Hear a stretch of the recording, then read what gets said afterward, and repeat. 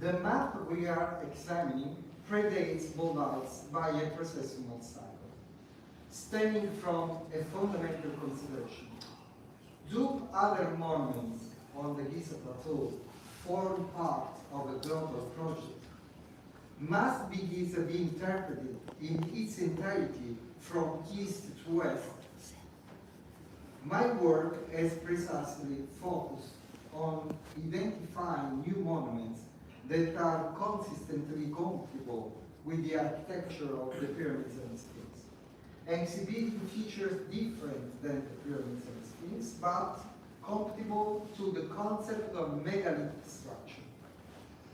Among these monuments, I have identified the promontory upon which the mastaba of Khenkaura's currently rests in the east, southeast, the valley temples of the Sphinx, the temple of Amenhotep II to the left of the Sphinx, and the tomb of the birds, or NC2, located to the west of the Giza plateau.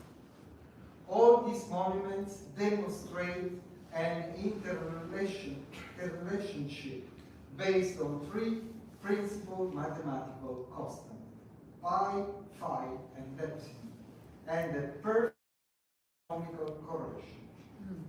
These analytical mathematical elements are comprehensively described in my book, 36,400 before Christ. Now let us examine the map. This represents the celestial vault as it appeared at the vernal equinox in 36,400 before Christ.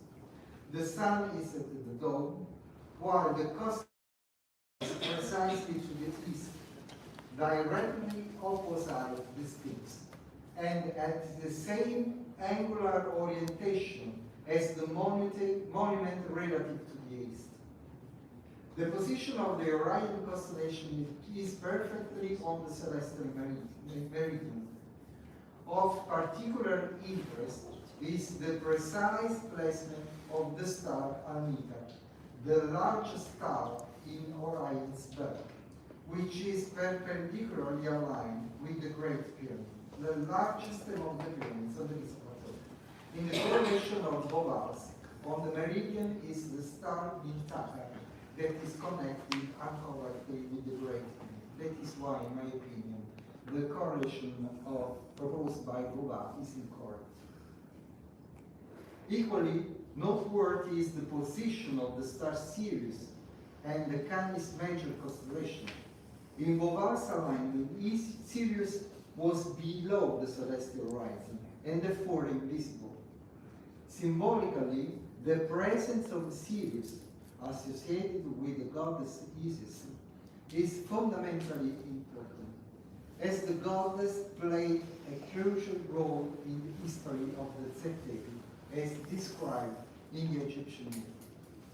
Furthermore, it is to observe the presence of the planets that play a basic role in this alignment. All are aligned along the ecliptic, the grid line, and two of these, Mercury and Jupiter, are in conjunction with the star Regulus. This conjunction is rediscovered in the position of the valley temples of the Sphinx, which are directly connected to the monument itself. So the Sphinx and the two temples, Regulus and the two planets. Finally, it is important to note the western position of Saturn, the planet associated with the death or repose, which is precisely to the west, uniquely situated in a different quarter of the sky. This too represents a fundamental symbolic aspect, in opposition to the constellation of Leo, we ultimately find the constellation of Taurus, which is located in correspondence with the tomb of the birds, the NC2 tomb, position of the pyramid. What is interesting to underline is also the connection with the position of Saturn in the western quarter with the Hebrew traditions that seems to be connected with, because the Saturday is the day of the rest and a day of feast for the Hebrew tradition. This is another basic point that I believe must be studied very deeply. The ultimate conclusion that emerged is that the Giza plateau must most likely be interpreted through a global and archaeocosmological perspective to achieve the most accurate understanding.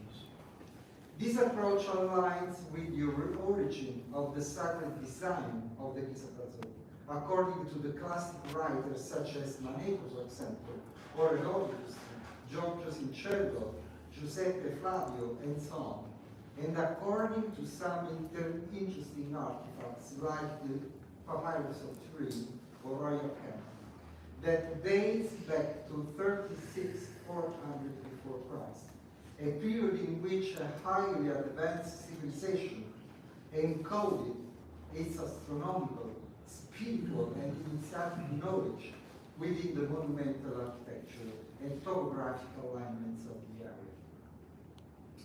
To the east, the correlation lies between the Sphinx and the constellation Leo, a symbolic union that evokes the rising of the sun in the age of Leo, precisely aligned with the beginning of the processional cycle postulated in the 36,400 before Christ framework.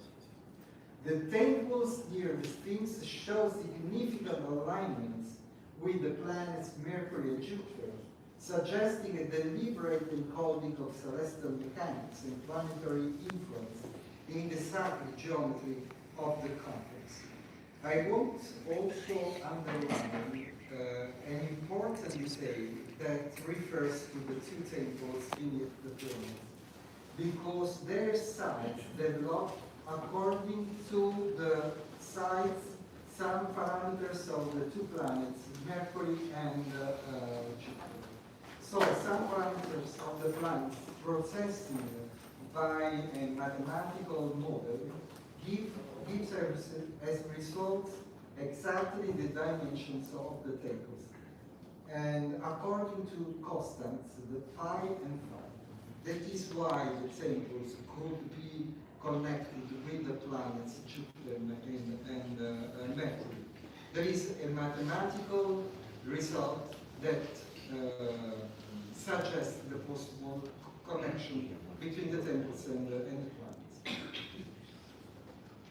To the south, the constellation of Orion, long associated with the god Osiris and the mystery of resurrection, is directly reflected in the layout of the three pyramids, supporting the notion that Giza was conceived as a stellar map of night. Meanwhile, the star Sirius, close its eye in the Egyptian calendar, corresponds with a spiral-shaped promontory where the mastodon Kenkau stands, a symbolic location possibly marking the sacred feminine principle in the terrestrial reputation of the sky. To the west, the constellation of Aquarius is linked to the enigmatic tomb of birds. These structures present intriguing evidence of water erosion and sodium deposits, strongly suggesting it once functioned as an underground saltwater basin, part of a wider hydraulic connected to the megalithic substructure beneath the Giza plateau. In this case, it is interesting to underline another aspect that is very important. In 1923, a German geologist, Max Blankenau, discovered clues of an ancient river connecting the Mediterranean Sea with the desert of Egypt and Libya desert, may be connected also with the Giza plateau. And in 1929, two geologists of the Chicago University, their name is Stanford and Doppler, geologists, discovered in the region of Fayoum, that is characterized by salt water, several channels conduit that goes toward north, conducting salt water to the north, probably towards Giza.